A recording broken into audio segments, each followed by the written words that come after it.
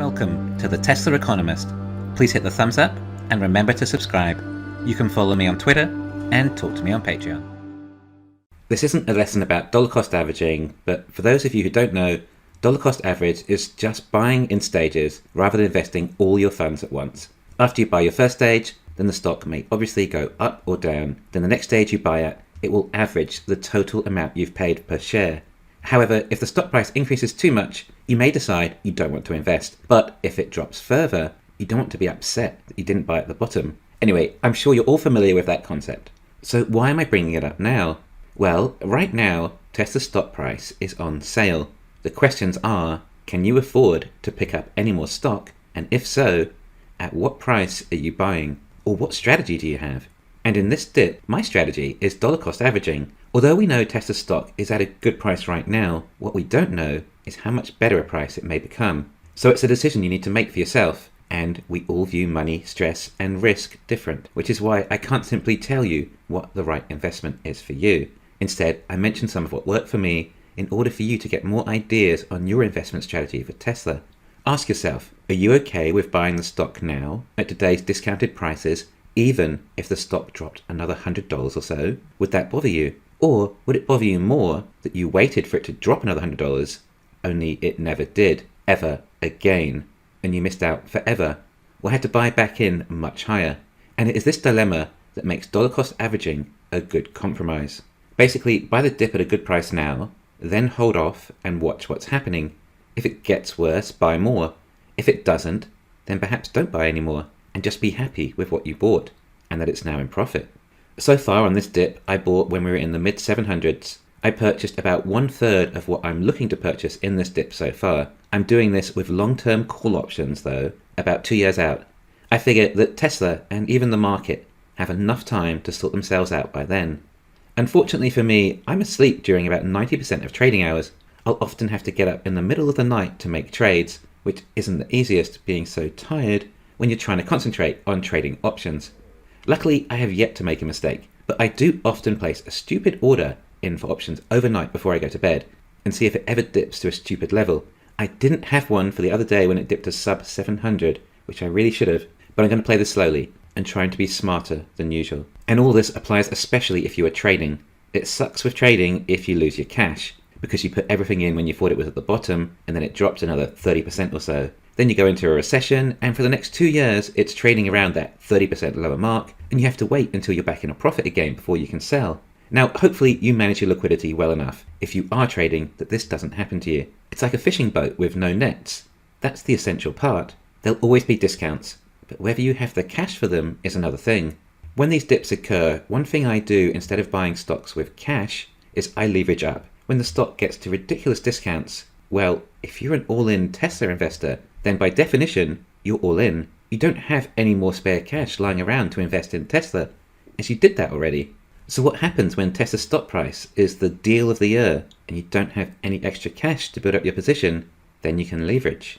Now, firstly, before everyone starts talking about buying stock on margin, I've never practiced that strategy. I've also never once suggested or recommended it. I don't deter people from it necessarily either, just to inform them that they can lose it all if the stock drops too much at any instant. Personally, I don't want to put myself in a position where I can lose all my Tesla stock, although I know people who have made a lot from margin too, but it's not my strategy.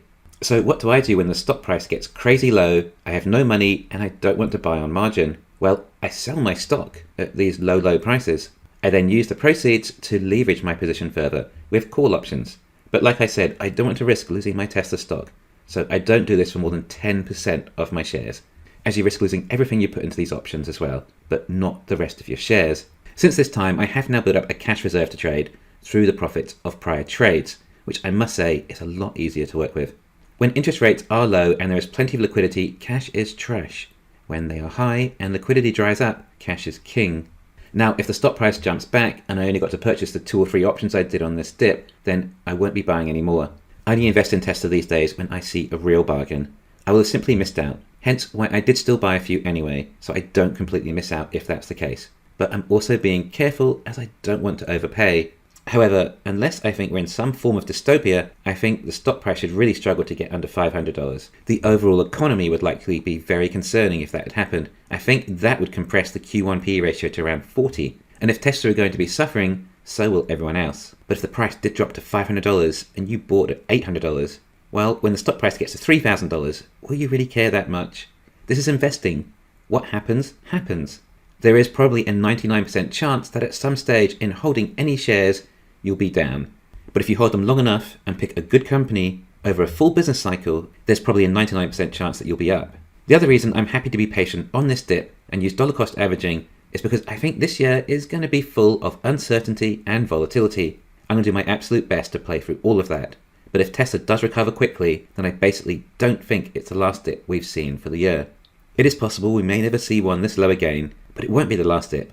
On top of that, there is this tragic Q2 that is not looking so promising. Either way, I think it's worth the risk of not going all in just yet on this dip, as if I miss out this time, there should be some more opportunities coming. I think this Q2 may present a few more deals in the meantime as well, with a little bit of recovery mixed in. A lot of volatility, I think, which should work really well with my new trading strategy. We might not see any massive movements for a little while, so nothing overly exciting on the way. But if we have this stage of volatility ahead, then I intend to at least get the most excitement from that. Really though, I think there should be a little bit of time to buy on this dip, unless the Fed announce anything radical. But it may only be for a couple of months window for this buying opportunity, as the stock might start to run again in July, due to the build-up of the shareholder meeting in August, which will contain the stock split vote. We could potentially see an all-time high. The question is, will that run continue, or will it crash back down? The actual split may happen in September. In October we could get the Q3 earnings too. We should have seen China hit a 1 million run rate. And of course, we may finally see the 4680 specifications, along with a path to volume ramping. These could be enough to turn the tide and make Tesla run again, and then all the FOMO money joins in. This is the stage I'm waiting for, and the reason I carry call options all the time. This run could happen late this year, or it may not be until late next year, hence why my options cover both periods. As good as all that sounds, we don't know the extent as to the coming headwind with the economy, but we are likely entering a recession, and when that hits it may be scary. Prepare yourself for the "but this time it's different" headlines, and it always is. The difference this time is it may end up being the dollar that bubbles into hyperinflation. Yet the status quo tends to go on, and that's what Tesla inevitably will become, the status quo disruptor. So basically I'm playing this dip pretty safe. I could jump in deep, but I want to be careful. I have a bit of cash here to play with. It would be a shame for it to dry up.